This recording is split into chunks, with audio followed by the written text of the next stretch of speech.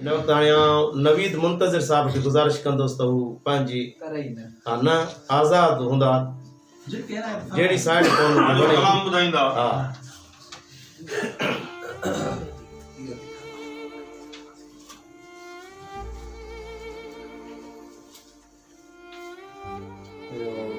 माज़रत कंदासीं साईं जेको आहे त तरह ते कोन लिखी सघियासीं। बहरहाल इहो जेको आहे वचन कयूं था त लिखंदा ज़रूरु।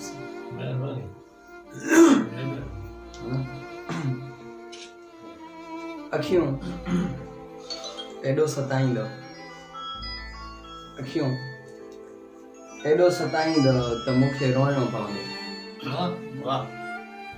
जे गूंगा समुंड ठाहींदो त मूंखे रोइणो पवंदो। अखियूं एॾो सताईंदो त मूंखे रोइणो पवंदो।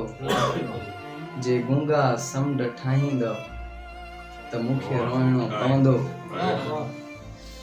अञा काथे वञी पंहिंजो कपायां नक मानीअ लाइ, अञा काथे वञी पंहिंजो कपायां नक मानीअ लाइ। जे हर कंहिं वटि झुकाईंदो त मूंखे रोइणो पवंदो।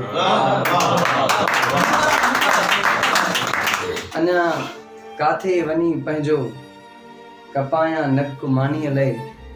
जे हर कंहिं वटि झुकाईंदो त मूंखे रोइणो पवंदो। समूरी कहकशां में चंड हिकिड़ो ई दा मुंहिंजो।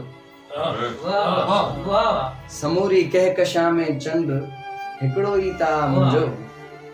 अगरि उनखे लिकाईंदो त मूंखे रोइणो पवंदो। मुंहिंजे ॿारनि जी मानी आहे अम्मा जे बूट में साईं। मुंहिंजे ॿारनि जी मानी आहे अम्मा जे बूट में साईं। अगरि मोची मटाईंदो मूंखे रोइणो पवंदो। मुंहिंजे ॿारनि जी मानी आहे अम्मा जे बूट में साईं। अगरि मोची मटाईंदो त मूंखे रोइणो पवंदो। मुंहिंजा महबूब अच हाणे कसम तोखे तुंहिंजी अख जो। मुंहिंजा महबूब अच हाणे कसम तोखे तुंहिंजी अख जो। अञा ॾींहड़ा वधाईंदो त मूंखे रोइणो। भले तोहफ़नि खे साड़ियो ऐं सटियो उछले चुमियूं मुंहिंजूं। भले तोहफ़नि खे साड़ियो ऐं सटियो उछले चुमियूं मुंहिंजूं। जे दिलि मां अक्स ड्राहींदो